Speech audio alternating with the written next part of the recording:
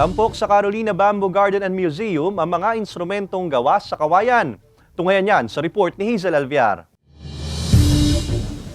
Mula Metro Manila, dinayo pa ng grupong YMCA Manila Gold Triangle Club ang Carolina Bamboo Garden sa Antipolo City upang subukan ang bamboo organ nito na matatagpuan sa kanilang Bamboo Museum.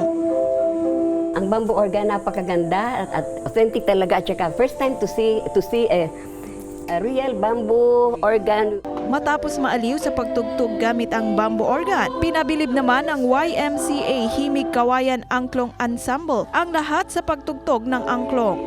Isang Indonesian musical instrument na gawa rin sa kawayan. Ang bawat isang angklong instrument ay nakakagawa ng tunog ng isang musical note.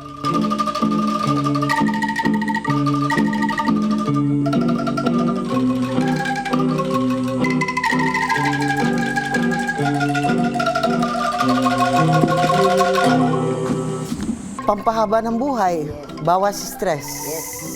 Music is the language of the soul and this is part of our language. Playing together, expressing ourselves, makes us happy. Ang galing nila. Talagang very interesting.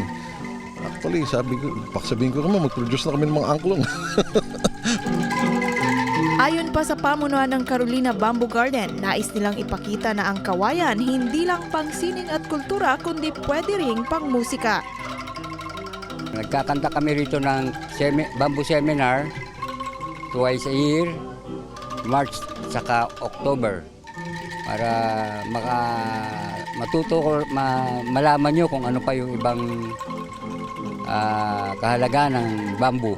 Hazel Alviar, Balitang Southern Tagalog.